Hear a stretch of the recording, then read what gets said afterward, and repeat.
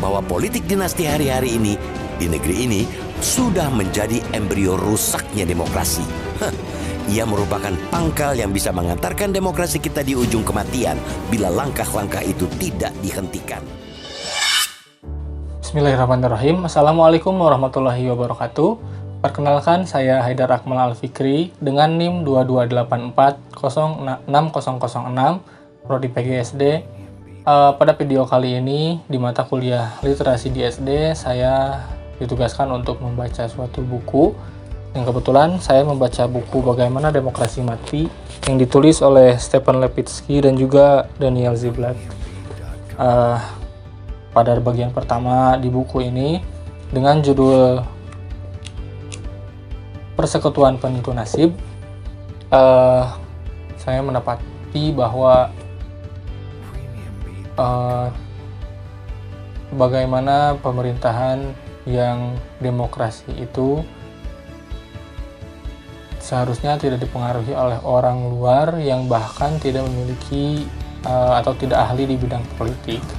Karena beberapa contoh yang diberikan pada buku ini di bagian pertama, dia memberikan beberapa contoh di beberapa negara, yaitu Jerman, Italia, dan juga Venezuela, yang tentu saja bagaimana cerita Adolf Hitler di Jerman telah banyak kita ketahui dengan cara memimpinnya, begitu ya teman-teman, yang dimana harusnya setelah membaca buku ini kita dapat lebih berhati-hati lagi terhadap orang-orang yang memang tidak berada di bidangnya ketika menjalankan suatu pemerintahan, seperti halnya yang mungkin banyak terjadi di negara kita, khususnya baru-baru ini yang baru saja viral bahwasanya pemuka agama yang memang dapat dikatakan tidak beretika terhadap orang di bawahnya,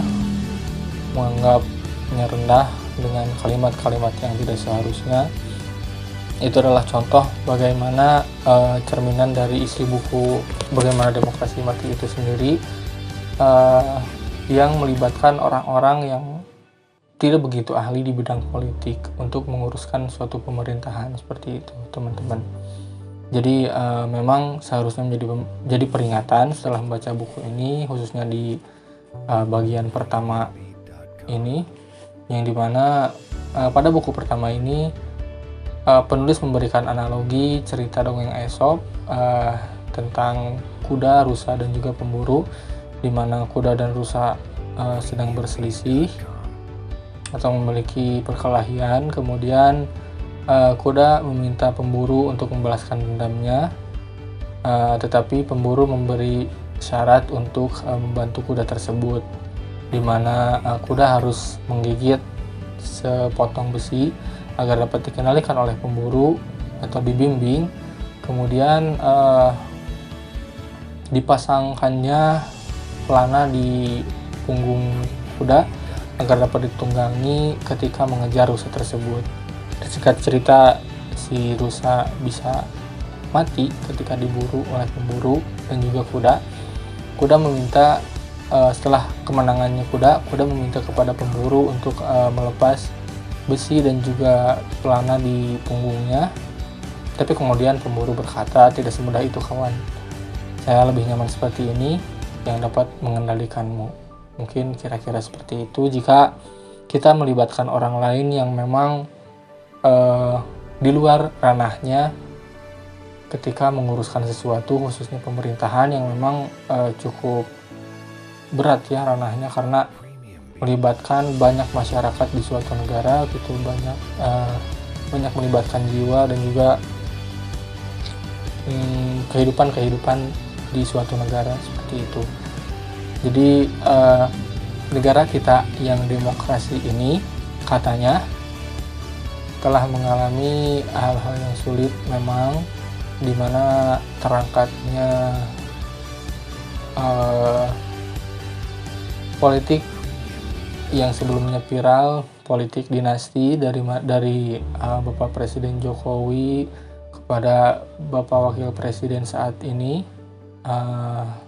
Pak Gibran, yang memang sebelumnya menjadi perbincangan hangat karena terciptanya politik dinasti. Memang tidak buruk dan tidak menyalahi aturan demokrasi juga, karena memang mungkin pemimpin seharusnya mempersiapkan calon pemimpin selanjutnya seperti itu. Namun karena mungkin sebelumnya Gibran memang berada di ranah politik sebagai wali kota Solo, tetapi ya karena mungkin anggapan atau asumsi masyarakat juga yang kurang baik terhadap ia dan mereka, terhadap keluarga Bapak Jokowi mungkin ya, jadi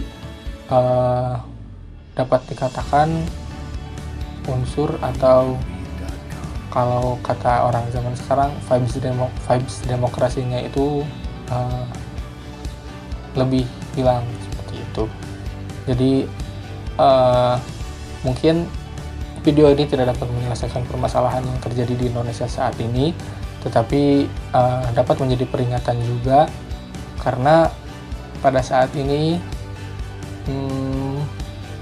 memang Indonesia sedang mengalami banyak permasalahan, khususnya bagaimana negara ini mengelola keuangan, sehingga negara justru melibatkan pihak luar, entah mungkin dari luar, mungkin dari dalam juga, yang menjadi perbincangan hangat saat ini, yaitu Danantara.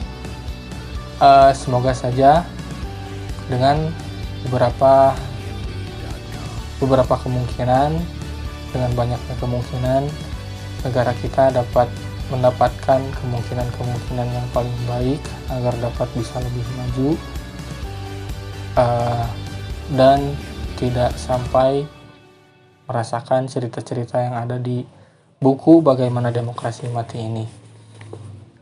Mungkin itu saja teman-teman yang dapat saya sampaikan. Kurang lebihnya mohon maaf. Semoga kita semua selalu mendapatkan upgrading ilmu setelah membaca buku. Itu saja yang dapat saya sampaikan. Wassalamualaikum warahmatullahi wabarakatuh.